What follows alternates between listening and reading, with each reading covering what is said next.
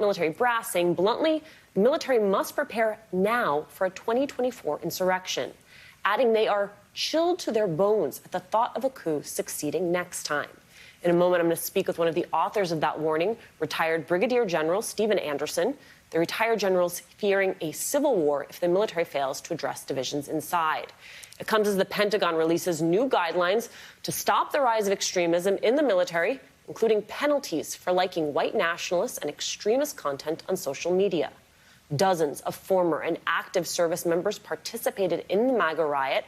More than 80 service members are charged in connection to January 6th, 5 of them on active duty. Pentagon spokesman John Kirby saying this. As Secretary Austin has emphasized, the department is focused on prohibited activity, not on a particular ideology, thought, or political orientation. The vast majority of men and women in our armed forces, as of course you know, serve honorably. While extremist activity in the force is rare, any instance can have an outsized effect. Joining me now, retired Brigadier General Stephen Anderson, who served in the U.S. Army for 31 years. Back with us also, Melissa Murray. General, talk to me. Why are you so worried about a coup? Well, thank you very much for having me on, Alicia. I really appreciate this. First of all, I just want to understand this is really hard for me. Yep. I was raised in the Army 31 years to be apolitical, to not get involved in politics. I'm a conservative Republican. At least I was until Donald Trump came on the scene, but no more. The Republican Party's lost its soul. But, 43 years ago, I swore an oath to the Constitution to protect and defend our country against all threats, be they domestic or foreign. And I never thought the day would come that I'd have to think hard about the domestic threat, but we have to. What's going on now is just shameful. When you see all the soldiers that were involved, they're former soldiers, sailors, airmen, Marines that were involved in their insurrection on 6 January, it chills us to the bone. When you think of things like Lieutenant General Mike Flynn, who is advocating a coup, absolutely disgraceful. When you have 124 senior leaders that signed on to the Stop the Steal nonsense from Donald Trump. I mean, evidently they think that the pillow guy is their source for authoritative information on election integrity. You have a general officer out in Oklahoma who's refusing national mandates. Somebody needs to remind him that he works for the National Guard. You're supposed to support the federal government. And also all these soldiers, sailors, airmen, Marines that are refusing the COVID shots. I mean, they gladly stand in line for yellow fever shots, anthrax shots, tetanus, the like. But now we've politicized, COVID shots, and it's shameful. So you see all these signs, and it points to a situation in which we have soldiers that are being influenced by politics and by politicians like Donald Trump.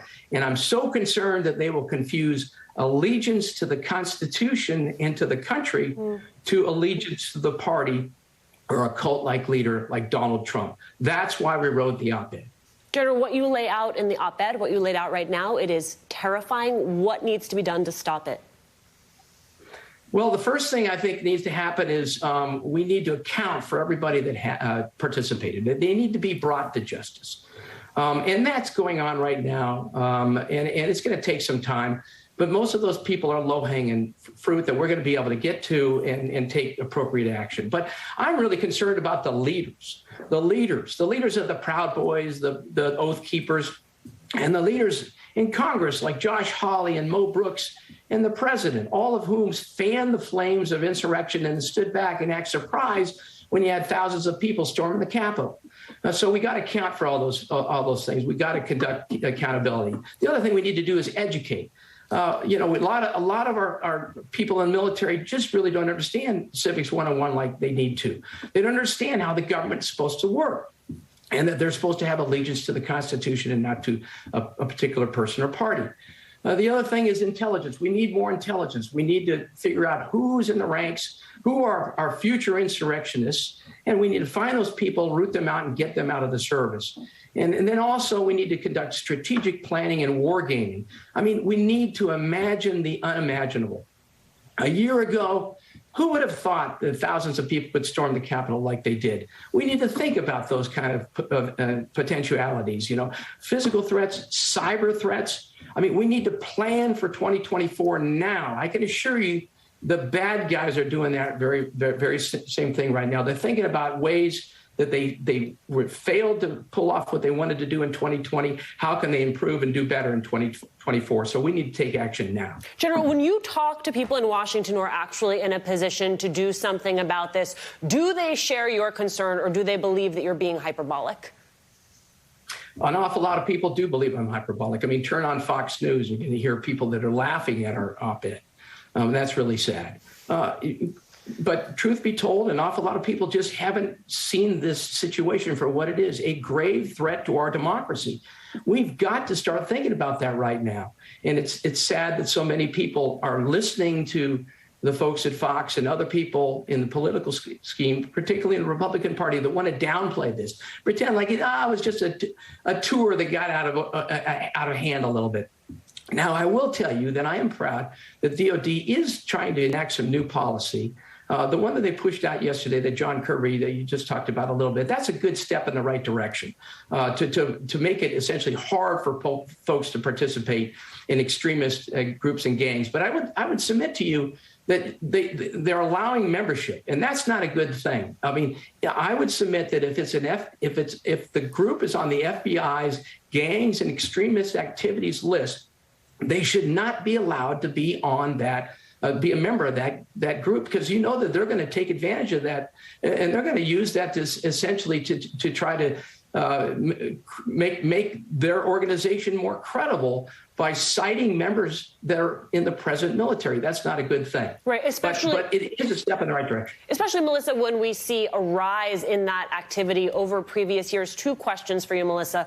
What legal statement should be enforced inside the military and beyond? And what recourse does the military actually have to pursue extremists? Melissa? So, I mean, there has to be a pretty narrow line that has to be drawn here, because you don't want to intrude upon protected First Amendment conduct. So that has to be defined. But I think it's perfectly fair to say that you cannot be in groups whose missions are antithetical to the oath that you have obligated yourself to keep as a member of the armed forces. What can the military do? Obviously, there are civil actions that can be brought against individuals. There's criminal actions against those who are members of the military who participated in the insurrection on January 6th.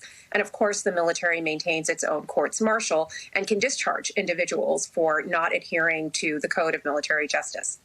General Stephen Anderson, Melissa Murray, thank you both so much for walking us through this.